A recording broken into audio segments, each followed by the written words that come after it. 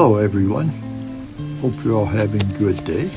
What starts with an E, ends with an E, but just has one letter in it.